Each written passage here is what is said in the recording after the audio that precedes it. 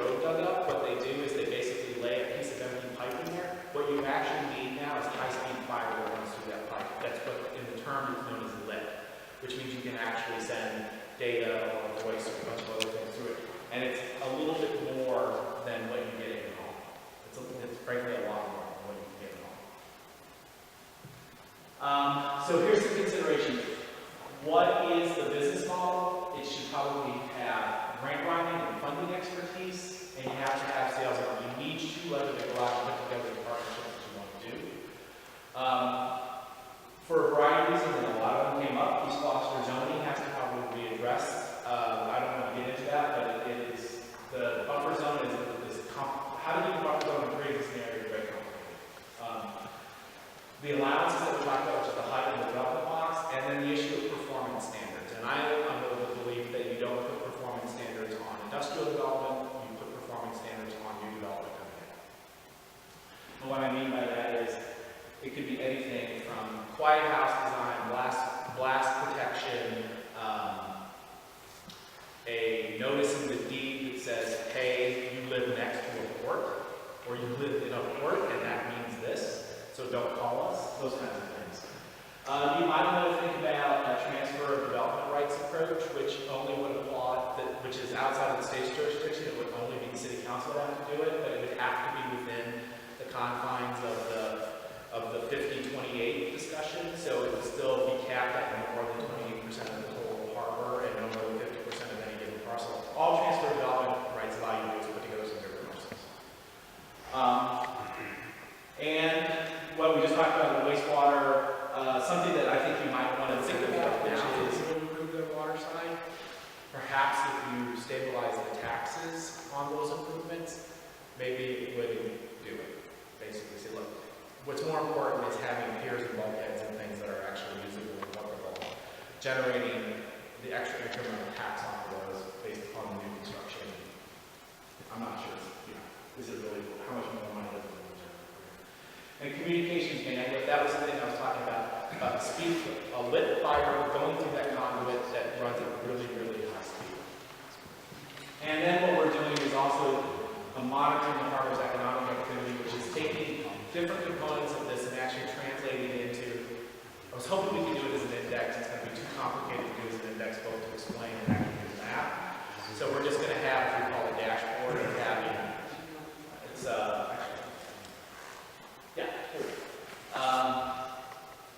we want to track what's actually taking place in the harbor so that the debates about what's true and what's not true kind of disappear. We can focus on some facts. We want to do, I'm a big believer that data that you cannot easily get, you are not ever going to, you'll get it once, but you'll never get it twice, and you got to have it at least 3 times to make it useful. And it has to have a line of sight. And what I mean by that is literally what it looks like, which is our expectation is that this will happen, and by looking at the indicator, we can see that it's taking place. One of the problems with the indicators that we're looking at is they are all going to be lagging, which means they are not going to be predictive of the future unless you believe the past always predicts the future. So that's one caveat. And so those are just a series of things that we're looking at. Fish landing, vessel calls, property sales, property tax revenues, seasonal local meals tax revenues. It's all stuff that we can generate. And that's it. Do you have a question? Yeah, when you said, and actually this is the first time I've ever heard anybody say this publicly, you gotta account for something to do with storm surge, etc. We have these FEMA maps coming down from the state and the feds, I guess, and all the dire consequences of climate change, etc., etc. And what is the you gotta? Are there any? Because it's very simple. It's a question of financeability. So it doesn't matter what kind of project it is, whether it's an industrial project or where. It doesn't matter. Research doesn't matter. It's going to have to take into account storm surge and floodplain. But do you, aside from advertising for a conservation agent with mapping experience, I haven't heard anything about actually taking into account the FEMA maps that show. We did. Yeah. So well, if you go back to, well, this process has been going on since at least September of last year. So if you go back, I would think October, maybe October, probably, end of September. We both mapped the new floodplain as well as the current one, and the AO zone, which is the storm surge zones, and the B zones, and kind of where they hit and all that stuff, which is how it triggered the entire conversation around, if you have a 40-foot height limit and you gotta go up 16 feet, suddenly you're basically saying you can only build a one-story building. Nobody will build a one-story building. And the state will allow you to go 55 feet. So where's the right, how do you want to do that? But at the same time, we had a very long discussion about this. At the same time, this is a classic hill-harbor relationship, right? It's basically a deep wedge harbor built with people around the hills. So guess what? The people on the hills, you have a whole different abutting buffering issue than you think just whether this house sits right beside this industrial use. You now would have an entire hillside on both sides of the harbor going, wait a minute, what happened to my view? And it's something that has to be thought about. There's no way around it. No, But isn't that exactly. also the issue of the size of the lots? That's part of it. You know, in terms of if there's going to be any new development or any company that comes in and wants to either rehabilitate or build or adapt, they have to deal with the floodplain issues and all these other kinds of regulations in terms of what's allowed, what kind of building, what's buildable and what's allowed. So those small lots make it really difficult to create the kinds of facilities which then, you know, a developer wants to come, a business wants to come, they need a facility. That's where a lot of the issues are on the economic development, really where the rubber hits the road, and why it remains so difficult to generate I totally agree. economic I don't activity. disagree. One of the things that one of the vehicles we can use to help clarify that conversation is in the next month or two, when we get the final report from Gulf of Maine Research Institute on the I4C2 conceptual work, will be the conversation with City Council as we take back kind of schematic designs on what it could look like. Obviously, no one's been designing an actual building, but we have been designing around the kinds of users that have said they would be interested in continuing to collaborate and developing on the Gloucester waterfront. And as we do that, looking at the height, what kind of height is required to make that financially feasible to build a building like that, and then to have that conversation with council and with others. Do we want to start, you know, taking our 40-foot height limit? Right now, it's taken from ground level at the four corners of the building or every corner of the building. Is that more fair? We intended to have 40-foot high buildings, but if they have to be 14-foot height, I4C2 is a 14-foot first floor base elevation, that's the level of Rogers Street. So then is it 40 feet from Rogers Street? Is that reasonable? Thinking about that and looking at the sight line. And the other thing that came up very clearly is the parking, that we have a dense harbor area. And how are we going to handle parking? Do we allow off-site parking? Do we allow I know Greg Catatori is more familiar, but several towns like Reading have very kind of progressive parking codes that they use. They look at when the users come in and how do you stagger them. Shared parking. Shared parking. Shared parking arrangements. So it's helpful to have a real-life test case like I4C2, because the city owns it, to have the discussions around it, because it's not in, you know, a developer permitting environment. Yeah, but I do think the issue of the small parcels and the level of what becomes us or a company's ability to visualize something that's buildable and water dependent, and you know, there is a level of complexity there that doesn't even have to do with the state EPA or Chapter 91. No. That is really difficult in terms of stimulating economic activity. Yeah, And that's nobody's fault, but it is part of the set of conditions that we have to really figure out how to integrate in our understanding so that we can do the kind of outreach One thing is, I totally agree. that can maybe attract, or, you know, maybe I4C2 becomes a place where something gets done, and because it gets done, and it's multi-tenanted, and it's many things, it stimulates the imagination of other people to look again, and then we're better at helping them. One thing that's nothing to do with it, and the thing that does, clearly for the first time, everybody understands what the rules are and what, and has a chance to participate in that. When you take the next leap to what do the citizens of Gloucester want in their waterfront, this in no way tries to answer that question. This just says that the ground rules are for whatever comes over the transom, or whatever we can find that has the economic basis to be able to be built. But it really still is. The citizens have to decide at some point in time, or else Sarah's wasting her time, and these guys are wasting their time, if they're trying to do this in a very logical fashion, and all of a sudden, the citizens want to take off in a totally different direction. So you're chasing your tail to try to go any further than this until there's some resolution. And if everybody's going to sit there and say, Sarah brings in, they're going to say no, and we're not going to get to it. And that's just not fair. It's sort of related. The citizens, and that's why I pick on the Chamber of Commerce, they seem to do nothing. Welcome to us. I love Michael's that. our man. You should have been at the first meeting where I presented.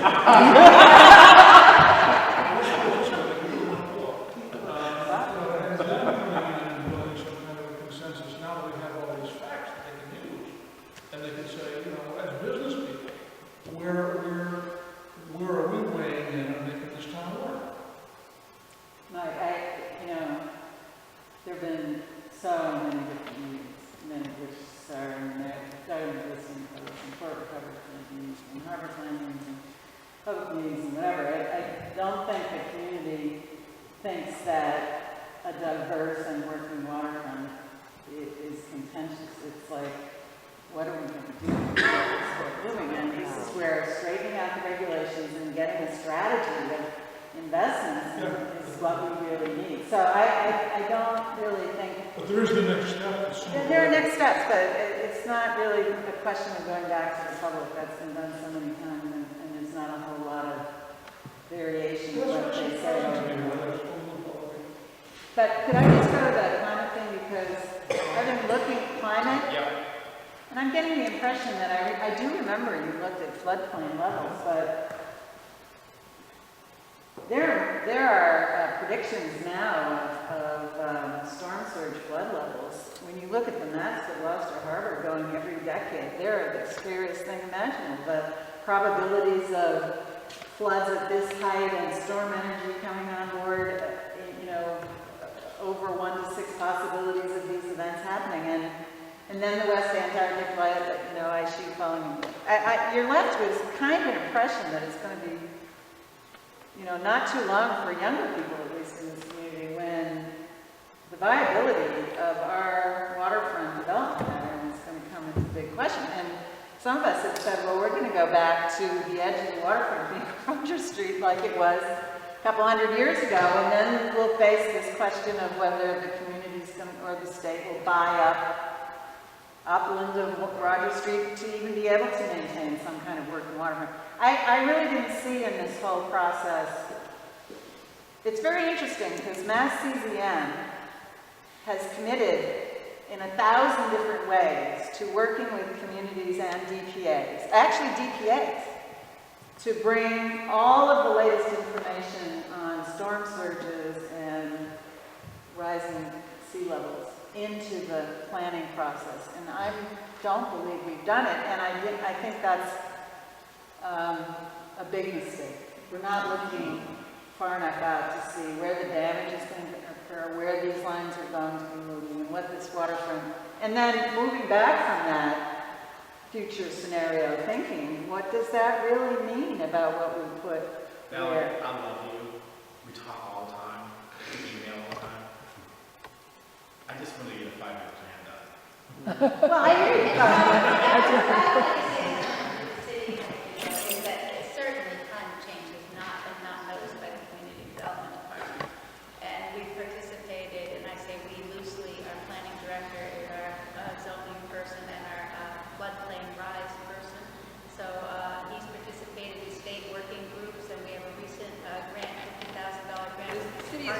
is actually going to do some of that resiliency planning and actually going to be looking at, areas that are going to be vulnerable in the city and what the city might want to be doing about that. So you're just in the very beginning stages of that grant to be able to start looking at that. We wanted to do this for quite a few years, and so this recent grant is finally bringing it into play because there's been conversations around the city of people being very concerned about water levels and their home being right on the water.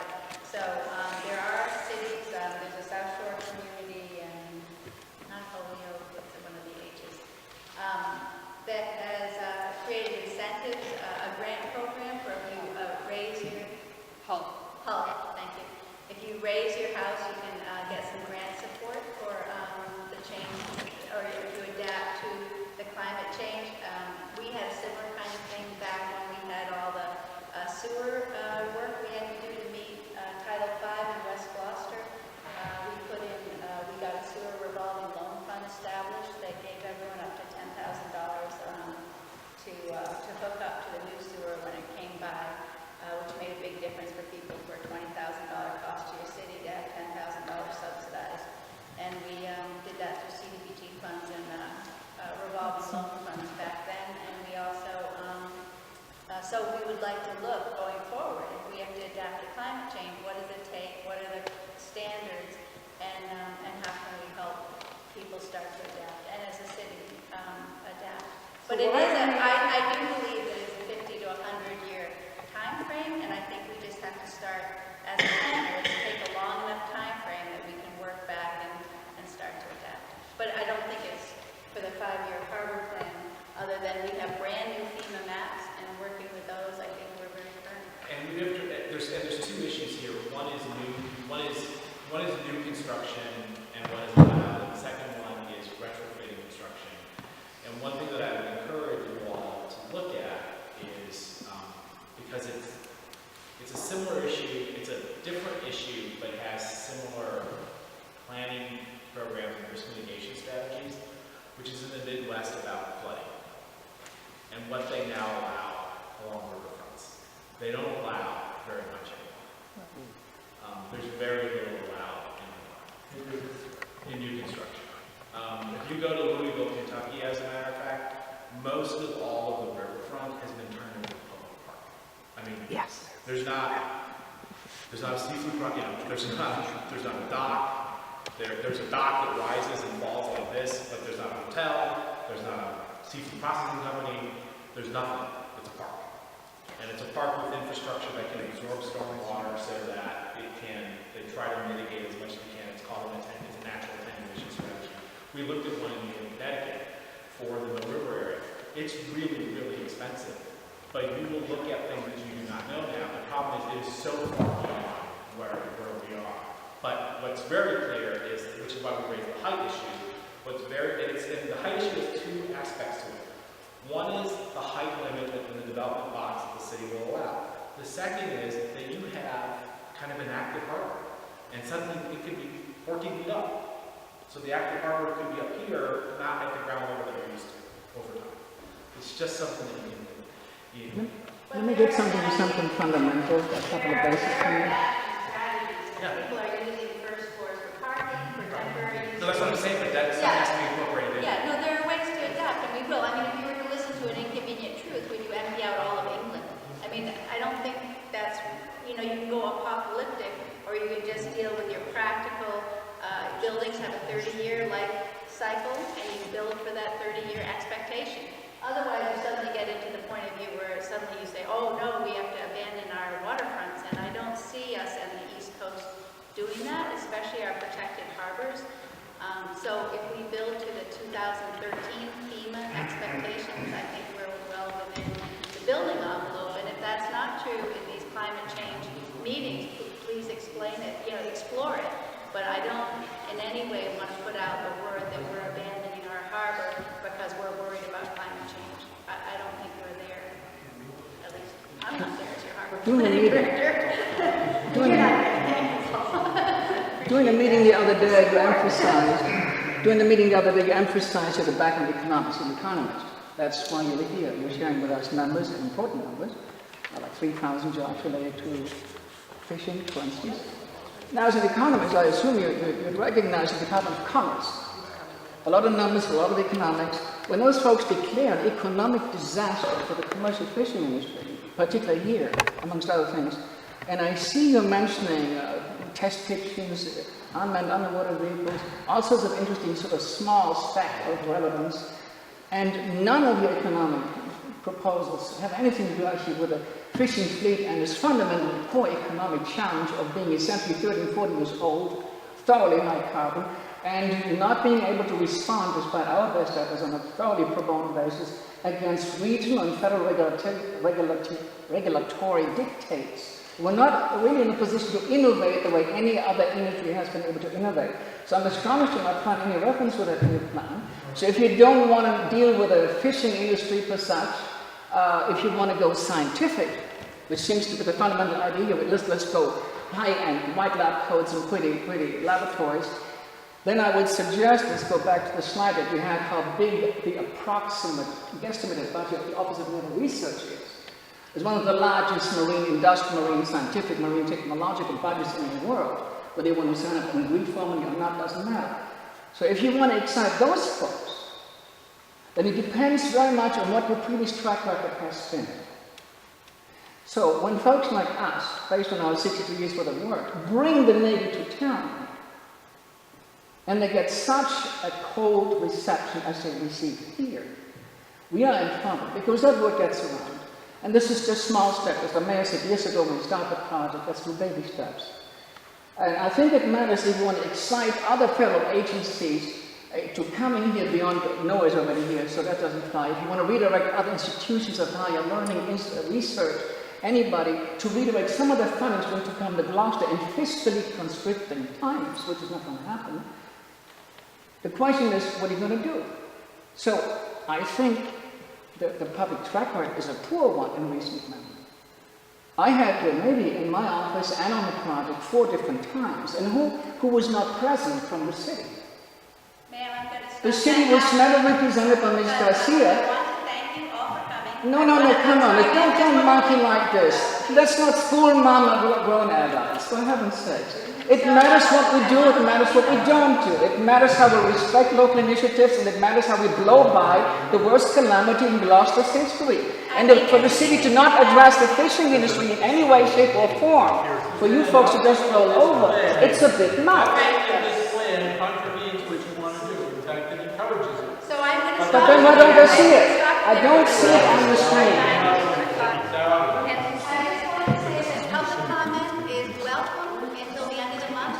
Please, I'm sure, submit what you have to say. I've appreciated your comments at meetings throughout our planning process, as well as the rest of you. And thank you for participating and caring. And we do too. And it is a challenging environment, and I think we have new information and we have a framework for going forward. And there's plenty more to do. as you Is this on the city website so we can read it again? These presentations are on the website, all the ones up till now. You'll notice when Ted gave his background information about the number of jobs in the community and the opportunities, they were kind of abbreviated. The full presentations, when they were given in full at the previous meetings, are on the website. And the full harbor plan, if it's a... They're not on the website. I have gone to several different links on the website. There was no way for the public to know that there was a meeting tonight. That's why the room is so empty. The only reason extra people have showed up is because I told them. That's I by design. have to say that I sent out a news flash to the whole... City of Gloucester? Set up the community development news flashes. All the Waterways Board, the City Council, the Planning Board, and the Maritime Working Partnership were all notified directly. I would say that we've had 16 meetings. They are posted legally, always.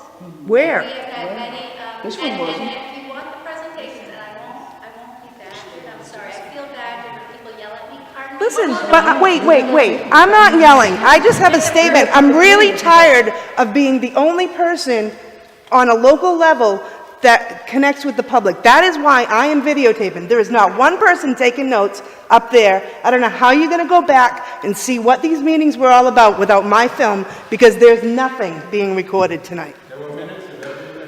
Where are the minutes? There are no minutes online. Nobody can get them. There's been nothing about climate change either in the public, on the Gloucester Times, or all these meetings that you say you've been having. There's been no public information available, and I'm not here to badger you. No, I'm not just either. saying, this is a matter of informing the citizenry, and Schmoopy does it best, believe it or not. You guys, I don't know what world you're living I'm in. going to tell you a fact, and you can check it tomorrow, and if you can't find it, you may call me, and anyone here may check it.